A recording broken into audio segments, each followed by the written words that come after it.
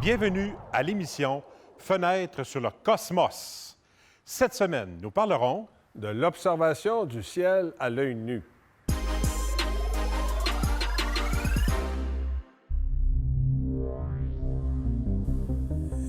Qui est le premier à affirmer que le Soleil est au centre du système solaire? Au 5e siècle avant Jésus-Christ, Philolaos est le premier penseur grec à affirmer que la Terre n'était pas au centre de l'univers. Il fait tourner notre planète en un jour autour d'un feu central. Comme elle tourne sur elle-même également en un jour, ce feu central nous est invisible et nous percevons uniquement sa lumière reflétée par le Soleil. Héraclide Dupont, disciple de Platon et d'Aristote, propose vers 340 avant Jésus-Christ une théorie héliocentrique pour les orbites de Vénus et de Mercure, tout en gardant le principe du géocentrisme pour la Terre. Il soutient aussi la thèse de la rotation de la Terre sur elle-même afin d'expliquer le mouvement apparent des étoiles au cours de la nuit. L'astronome et mathématicien Aristarque de Samos pousse plus loin le raisonnement d'Héraclide. Ayant évalué le diamètre du Soleil, il émet au 3e siècle avant Jésus-Christ l'hypothèse que, puisque le diamètre de celui-ci est beaucoup plus important que celui de la Terre, c'est autour de lui que doivent tourner les autres planètes. Malheureusement, l'hypothèse héliocentrique fut rejetée par la majorité des scientifiques de l'Antiquité durant plusieurs siècles. Au 16e siècle, le système imaginé par Copernic va annoncer l'abandon progressif du système géocentrique utilisé jusqu'alors comme modèle de l'univers dans son livre De Revolutionibus en 1543.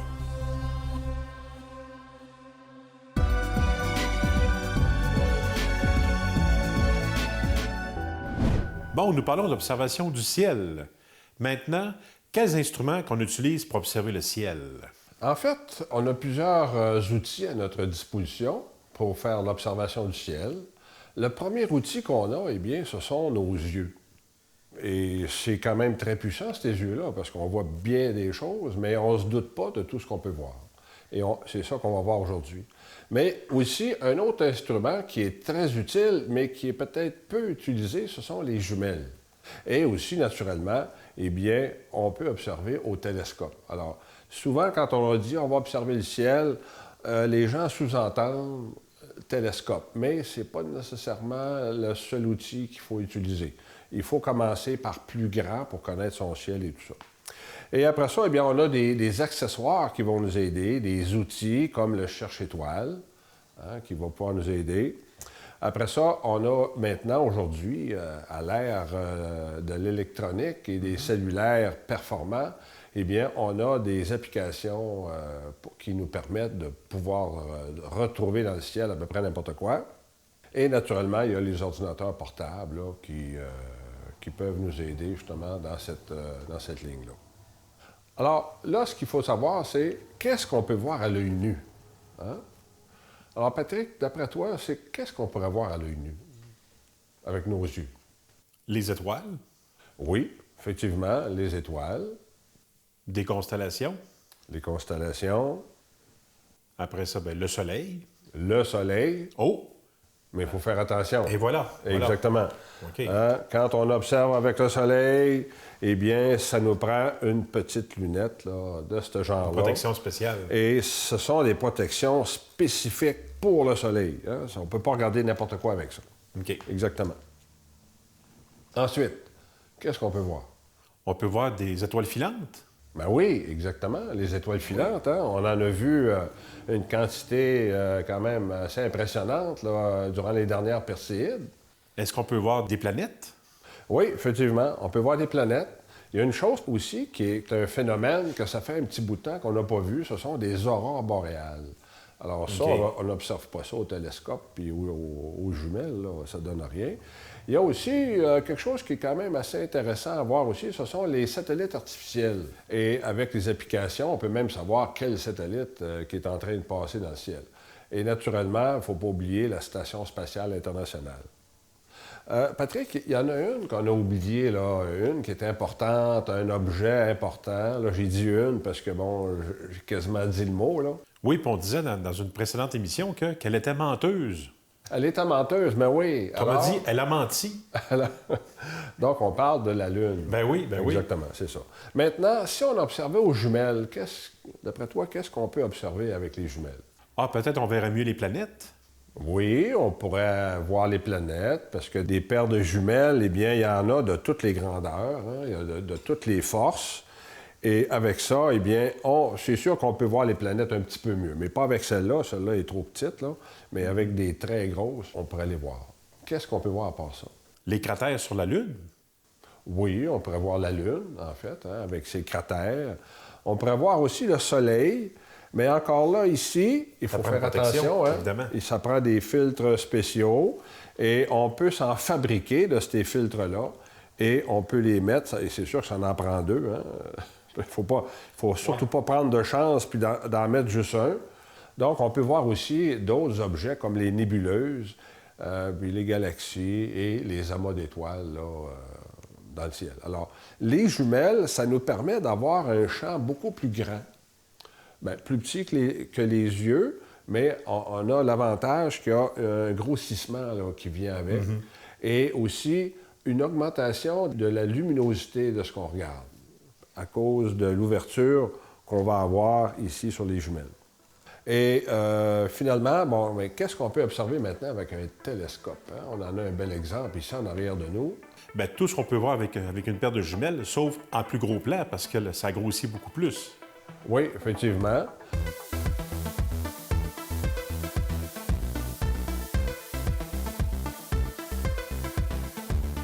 Claude, on a un exemple. 2 types d'instruments d'observation. Alors ici, on a la lunette et le télescope. Alors, chacun a son avantage et inconvénient. Qu'est-ce qu'il y en est? Celui-ci, c'est une lunette astronomique. Ça veut dire que ici, on a la lentille, la lumière rentre par ici, parcourt tout ce chemin-là et on se place ici pour regarder les planètes ou les étoiles ou quoi que ce soit. Et la monture, c'est une monture qui est azimutale. Ça veut dire qu'elle se déplace juste de gauche à droite et de haut en bas.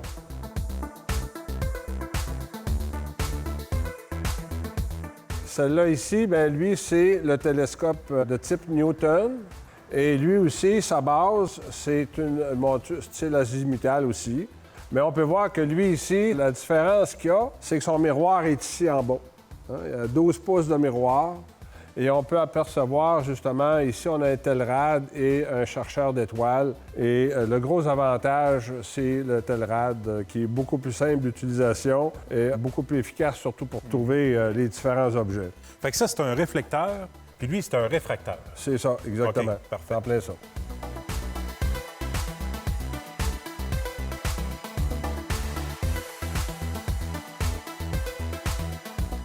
Bon, là, Claude, ça, c'est notre instrument principal. Alors ici, c'est un autre type de monture. Oui, effectivement. On voit qu'on a une monture équatoriale. Et l'axe qui est ici, hein, eh bien, lui, il est orienté sur l'étoile polaire. Et une fois que ça, c'est bien ajusté sur l'étoile polaire, que le télescope est bien au niveau, eh bien, à ce moment-là, le télescope va pouvoir suivre le mouvement de la Terre plus facilement. Mais évidemment, il y a la méthode GoTo, la méthode paresseuse, c'est-à-dire qu'on rentre un objet céleste dans les télécommandes ici, il va se pointer de façon automatique. L'avantage d'être orienté sur l'étoile polaire, c'est que tout ça, c'est possible.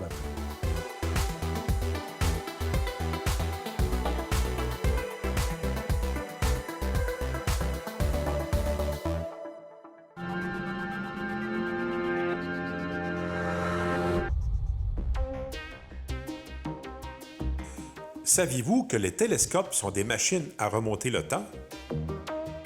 La lumière voyage à la vitesse de 300 000 km/s. À l'échelle du système solaire, la lumière parcourt des distances séparant les astres en un temps qui est compris entre quelques secondes et quelques heures. Si nous plaçons un faisceau lumineux sur la Lune, le temps parcouru pour se rendre à la Terre sera de 1,2 secondes. Lorsqu'on observe au télescope les étoiles, les nébuleuses et les galaxies, la distance se chiffre en plusieurs dizaines, des milliers, voire des millions d'années-lumière. Par exemple, les faisceaux lumineux en provenance de la grande nébuleuse d'Orion mettent plus de 1500 ans pour nous parvenir. Donc, nous la voyons telle qu'elle était il y a 1500 ans. Finalement, lorsqu'on observe les étoiles, nébuleuses et galaxies, nous les voyons tels qu'ils étaient dans un lointain passé, et plus loin on regarde, plus ces objets seront vieux. C'est comme ceci que l'on peut voyager dans le temps en regardant dans un télescope.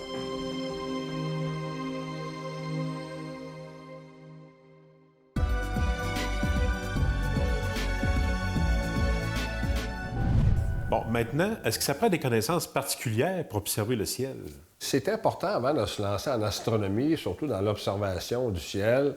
Il y a des connaissances de base à avoir. La première chose, c'est un cours d'initiation à l'astronomie. Pourquoi? Parce qu'on se doit de connaître son ciel, les constellations, hein, et il faut être aussi capable d'évaluer les angles dans le ciel.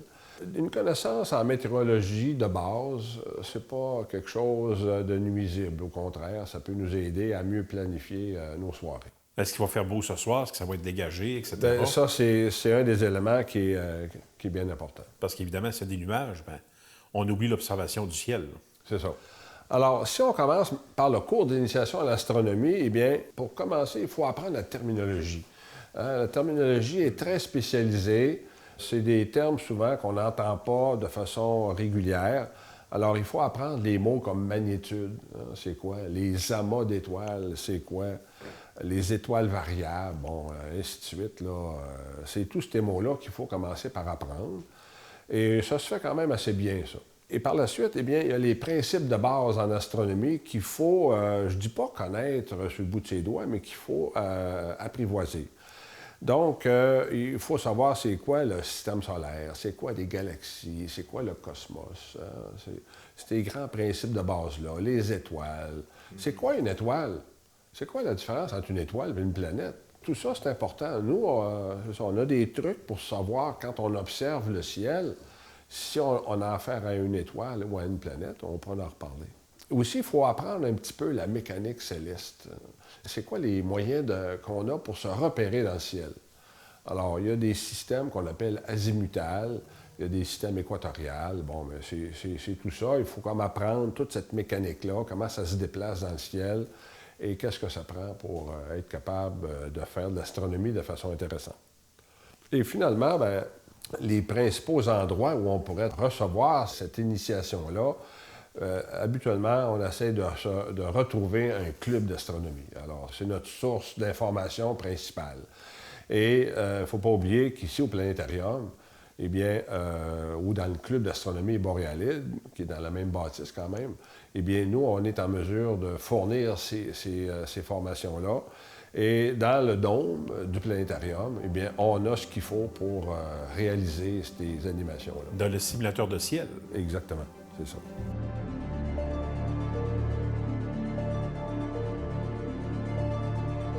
Alors, Claude, maintenant, qu'est-ce qu'il faut faire pour bien connaître le ciel? Bien, la première étape pour un astronome amateur, c'est d'apprendre son ciel. Hein? C'est ça, c'est la base de l'astronomie. Et ça consiste à connaître les constellations, le nom des principales étoiles et tout ça. Et de quelle façon qu'on va s'y prendre? Eh bien, souvent, on ne commencera pas à sortir une liste de noms d'étoiles, puis les apprendre par cœur, puis les constellations, même chose. En fait, c'est qu'il faut apprendre à manipuler le cherche-étoile.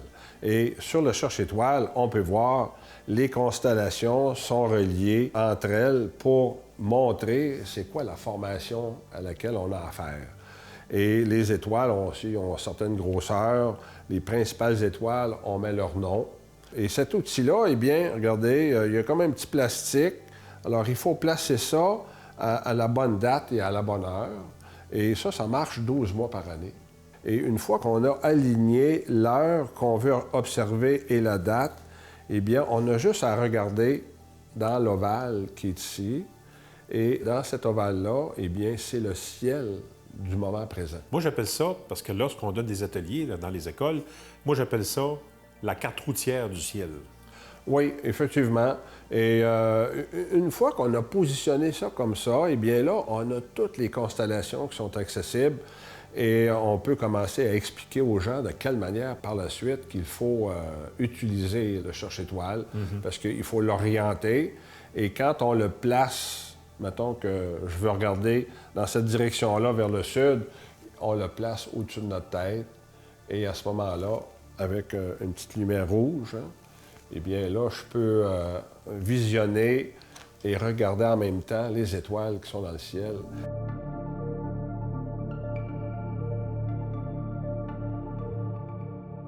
Et ensuite, eh bien, naturellement, on a un autre outil, mais qui est de moins en moins populaire.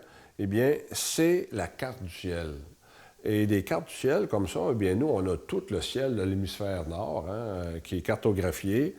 Mais quand on veut faire une recherche plus précise qu'avec le cherche-étoile, eh bien, la carte du ciel va nous aider. Et on a parlé aussi que les cellulaires ils ont des applications qui sont très performantes et qu'on peut la positionner dans le ciel et ça représente exactement les constellations, les planètes, les objets du ciel profond et on peut tout retrouver. Bien, l'avantage du cellulaire, c'est parce que si on est situé dans d'autres régions du globe, bien, c'est géolocalisé. Par contre, le cherche-étoile qu'on a montré tout à l'heure, c'est pas ça, c'est bon pour le Québec. C'est bon pour l'hémisphère nord. Ça, tu seras en Europe avec ça. Ce qui est important, c'est la latitude. S'il faut que tu sois dans une latitude pas en bas de 45 degrés ou 40 degrés, je me souviens plus, là. Si tu es trop au sud, bien, tu vas avoir comme un décalage. Ça ne sera pas complètement faux, mais il va en manquer un peu.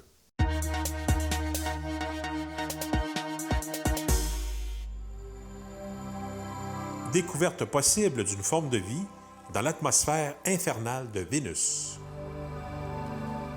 Des chercheurs du Royaume-Uni, des États-Unis et du Japon estiment que la phosphine, un composé d'hydrogène et de phosphore, est présente en de faibles concentrations dans les nuages de Vénus.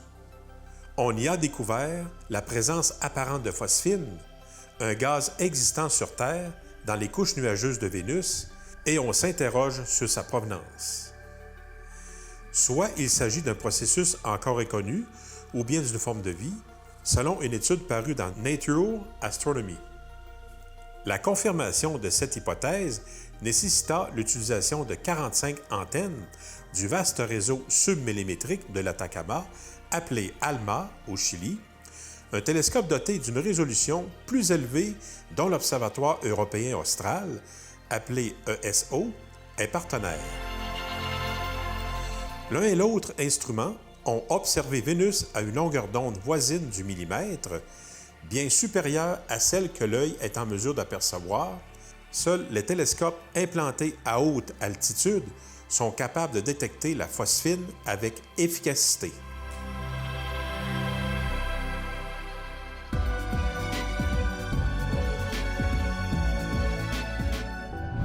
Quand on observe le ciel, les constellations, les étoiles, est-ce qu'il existe une manière, par exemple, de mesurer les distances? C'est quand même important d'être capable d'évaluer ça parce que sur le cherche-étoile, tantôt, on a les étoiles, mais on n'a pas les planètes. Et souvent, on va retrouver sur un ordinateur que, disons, la planète Jupiter est à 20 degrés à l'ouest de, mettons, Arcturus, une étoile là, dans le Bouvier. Il existe des techniques pour se repérer, mais avec nos mains. OK. Donc, une des premières choses qu'on a, eh bien, on peut allonger le bras comme ça et avec notre doigt en l'air, eh bien, notre doigt va sous-tendre un angle d'environ 1,5 degrés. On a aussi une autre façon d'évaluer la largeur du ciel. Alors, toujours avec le poing, avec le bras tendu, le pouce sur le côté comme ça. Alors, d'un côté à l'autre, ici, au bout, eh bien, on évalue que dans le ciel, c'est environ 10 degrés. C'est une approximation, là, quand même. D'accord. Et finalement, il y a une autre technique qui fait en sorte qu'on essaye d'écarter nos doigts le plus possible et du bout du pouce à aller au bout du petit doigt, eh bien, ça nous donne environ 20 degrés. OK. C'est ça. Alors ça, c'est une manière de le faire. Et aussi, pour l'élévation, il y a moyen de prendre un rapporteur d'angle et d'y mettre un petit fil au point zéro et avec une pesée au bout de la corde. Et en levant tout ça, un peu comme sur l'image qu'on peut voir, là, on peut évaluer la hauteur d'une étoile, d'une planète ou n'importe quoi. Et ça peut servir, si on voit une étoile filante, Parce que quand on fait un rapport d'étoiles filantes, pour rapporter ça, disons, ou un bolide, bien à ce moment-là, il faut être en mesure de dire, OK, l'étoile filante est partie de telle étoile jusqu'à telle étoile, ou elle était à tant de degrés de cette étoile-là, ainsi de suite.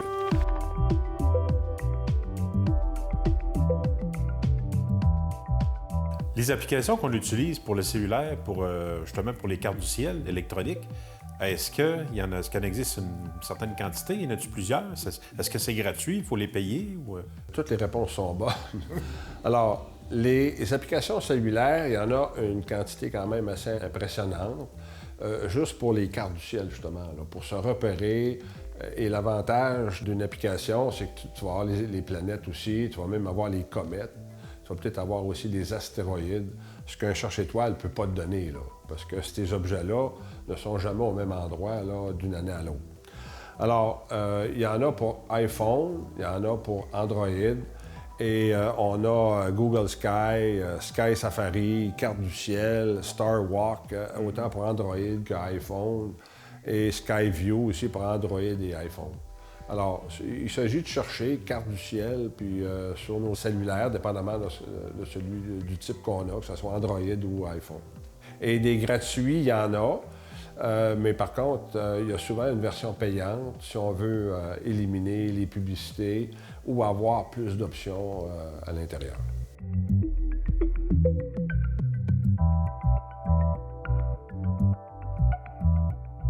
OK, maintenant, pour l'observation du ciel, est-ce qu'on peut observer n'importe où? Oui, effectivement. On peut observer en pleine ville de Montréal, si on veut, mais ou en pleine ville de Saint-Félicien, hein, ou à la campagne. C'est là que c'est le mieux, mais on ne verra pas les mêmes choses. Alors, c'est sûr que les planètes sont visibles en pleine ville de Montréal. Entre autres, Jupiter et Vénus, qui sont extrêmement lumineuses, eh bien, ce serait possible de les voir avec nos yeux, même avec une très grande pollution lumineuse. Mais ce n'est pas l'idéal. Alors, il y a des façons qu'on peut évaluer ça. Une des façons qu'on a pour l'évaluer, c'est qu'il existe des cartes de surface qui vont nous montrer les régions où on demeure, à savoir si la pollution lumineuse est très grande ou elle est très faible ou intermédiaire, ainsi de suite.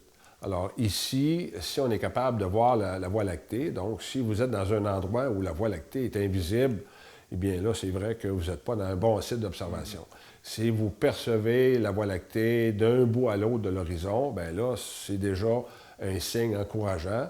Et si la Voie lactée, elle est tellement brillante qu'elle peut même presque provoquer un ombrage au sol, eh bien là, vous êtes vraiment dans un endroit parfait. Alors, mais ça, c'est quand même pas facile.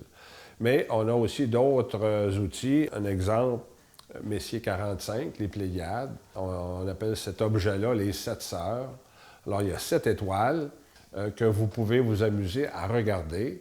Et si vous voyez 4 étoiles, 5, 6 ou 7 étoiles, ça vous dit si vous êtes dans un site favorable ou défavorable à l'observation. Puis là, je pense que c'est un test qu'on fait à l'œil. On ne fait pas ça avec des jumelles ou avec un télescope. Et aussi, il faut regarder, est-ce qu'on est dans un site humide? Alors, on est-tu sur le bord d'un lac? Est-ce qu'on est en plein milieu d'un grand champ, là, éloigné de l'eau? Est-ce qu'il y a une raison particulière? On risque d'avoir de l'humidité qui va se déposer sur le télescope, sur les lentilles, des fois même sur le miroir, et ça va venir empêcher l'observation. Même des jumelles ici, là. Combien d'étoiles qu'on peut voir dans le ciel à l'œil nu? Grosso modo, on évalue que dans un site qui est quand même intéressant, qui est quand même pas trop près des villes, on évalue environ 2000 étoiles visibles dans l'hémisphère nord. Okay. Et ça représente une magnitude qui tourne autour de 4 ou 5. Magnitude, qu'est-ce que ça veut dire exactement? La magnitude, c'est la luminosité des étoiles. Ah. Donc, plus que le chiffre est gros, plus que l'étoile est faible. Exemple, le Soleil est à moins 26, la Lune moins 13, et Vega est environ à 0. Hein? Et ça vient des Grecs, ça.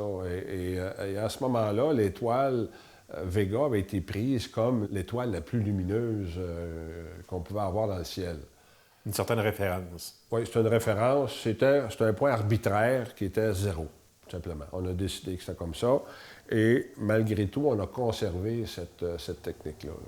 Pour l'observation du ciel, est-ce que ça prend des connaissances en météorologie? C'est sûr qu'un météorologue, dans le club, c'est pratique parce que lui, il va nous sortir des prévisions extrêmement précises là, des conditions.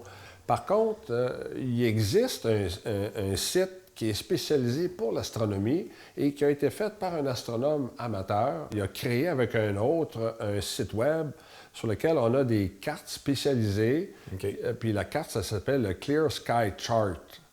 Et ça nous donne des données incroyables et on peut se fier à ça. À date, là, je m'y fie pas mal. C'est sûr que c'est la météo, ça peut se tromper. Mais ça nous donne si le ciel va être dégagé, si le ciel va être transparent ou non, s'il va y avoir de la turbulence atmosphérique. L'humidité aussi? Et il va nous donner la température, l'humidité et les vents.